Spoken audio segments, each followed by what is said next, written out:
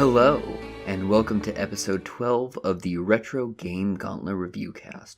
I'm your host, Torsvik, and this week I played Land Before Time, Return to the Great Valley for the PlayStation. Land Before Time, Return to the Great Valley was developed by Real Time Associates and released in 2000. Real Time Associates is best known for Bug. For those of you who don't know, Bug, allow me to quote Steven Spielberg. This is the character that is going to do it for Saturn. The Land Before Time, Return to the Great Valley is a powerful, emotional roller coaster. I'll start my review strong with what defines the rating for most games, the plot.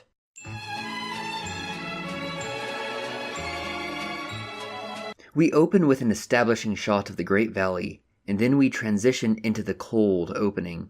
Littlefoot and Sarah, in their usual antics, stumble across what they believe to be the egg of a Sharptooth. Outside, Ducky confirms their suspicions. They resolve to returning the egg to its nest. In an act of cinematic prose, Spike breaks the fourth wall and spikes the camera with a knowing nod. A nod knowledgeable of the excitement to come. Smash cut to the gang returning the egg. No good deed goes unpunished though, as upon returning the egg, they are chased away by the Sharptooth. In their tumultuous scarper, they are each separated from each other. And here the adventure begins. You are brought to the character selection screen. The Land Before Time, Return to the Great Valley is a watershed for the parallel campaign trope. The Land Before Time, Return to the Great Valley trailblazed this trope for games like Sonic Adventure. With the premise established, we can begin our excursion into the breakdown.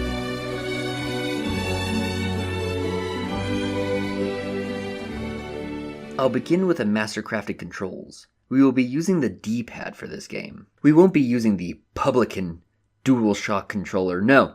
We will be using the sublime yet humble control pad. Pressing the D-pad doesn't invoke tight, jerky controls. The controls are wide and graceful. It may be overwhelming at first, but every one of the face buttons are utilized. Pressing X will cause your character to leap and bound. Circle begins a flurry of offensive tail sweeps. Triangle lowers your head for a powerful headbutt. If you press triangle while moving, your headbutt becomes a swift dash. Finally, circle gives you full reign over your environment, giving you the ability to pick things up and place them down. There are also camera controls on the shoulders, however, you will hardly need them. The game comes pre-packaged with advanced camera controlled by the AI. This AI is actually so well built that sometimes the camera will turn ways that you don't intend. This can be frustrating at first until you realize that the AI knows the better angle to be positioned in than you do. You have a choice of playing through 4 campaigns: Littlefoot, Sarah, Ducky, and Spike. Petrie plays the bigger man and sidelines himself to act as a guide between the campaigns. At first it seems that the 4 playable characters are identical, until you enter the brilliant minutiae of frame advantage and hitboxing. Once you have selected your character, you will be injected into the world of Land Before Time. At this point, it is best to just put down the controller for a while, to take in the vistas.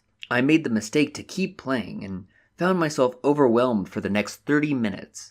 The immersion was so powerful that I spent the next half hour just trying to distinguish reality from what was happening on my screen. Once you get your bearings, you will realize the full depth of this game. Destructible terrain. In this game, you can do anything. I was immediately enraptured. I nearly spent an hour just rolling a snail. In the levels, you can collect greens to give you extra lives. Each of the characters has a theme to their levels. Littlefoot goes through a gauntlet of hardcore platforming.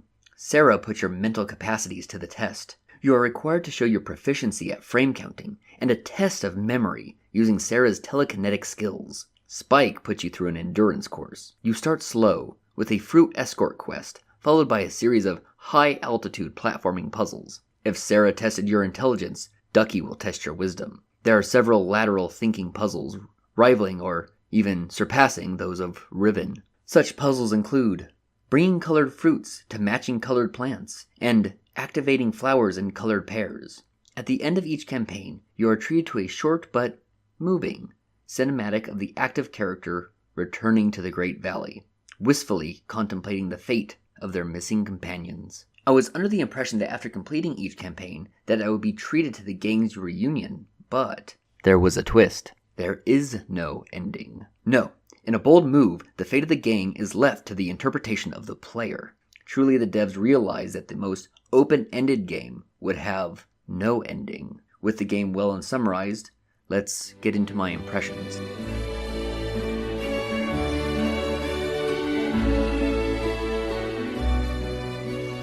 The Land Before Time.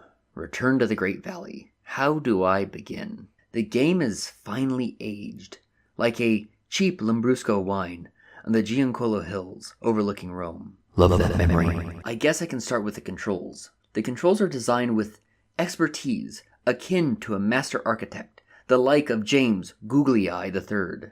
I would describe the game overall as a thinking man's platformer. Like Lara Croft games, you'll need to spend a concentrated effort planning out the modus operandi of each jump. Movement is wide and sudden.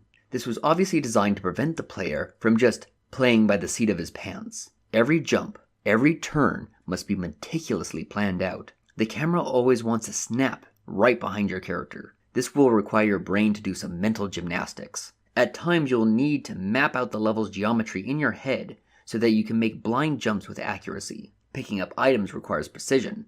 There's no tolerance for lazy players in this game. If you miss what you were trying to pick up, you better not just turn yourself around and try again. No, you loop around and try again from where you started. I equated the puzzles in this game to those of Myst earlier, which is really apt because the controls for Sarah's mind game are equally mysterious and undefined. The game does, in a lighthearted act of comedy, have Petrie fly in on occasion after solving a puzzle to give you the solution. The game has unmatched depth to its level design. You will find a plethora of greens, luring you into a false sense of security. But like Donkey Kong, it front-loads you with lives, then, blam! You get slammed with a difficulty. Levels are also occasionally dotted with large, open, dead ends, often with only a single green in it. My assumption is that these are relief zones, placed there to help you take a moment of respite if you have begun to suffer sensory overload. I, of course, never needed the zones, being an expert gamer. It is appreciated, though, that they realize not all gamers are on my level and need the aid so that they can experience the game in its entirety. The ending completely shocked me. After you complete all 4 campaigns, you are dropped onto the campaign select screen. The difference now is that if you select a character, it replays their ending. A bold decision to not define the ending, but from the developer's position, I understand the sort of power that they were invoking. Not only were they able to prepare an alternate expanded universe for the TLBT RTTGV series, but they also suddenly opened a floodgate of opportunity for fanfiction. But the question remains, what do I think of it?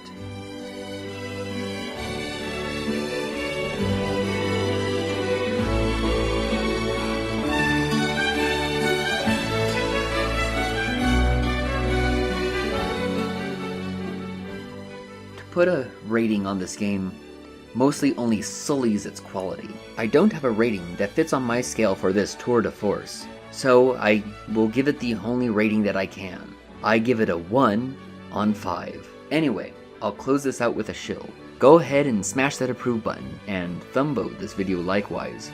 Recommend me to your friends. I'd like to meet your friends. I'd like to meet your friends because cool people watch my videos. So that means you're cool. And cool people have cool friends. You are cool, right? I post a poll every weekend to decide what game I'll play next on my Twitter. If you would like to see me play any of the Gauntlet games live, you can find me on Twitch. Links for all this stuff will be in the description. Intro and outro is Canon in D minor by Beethoven.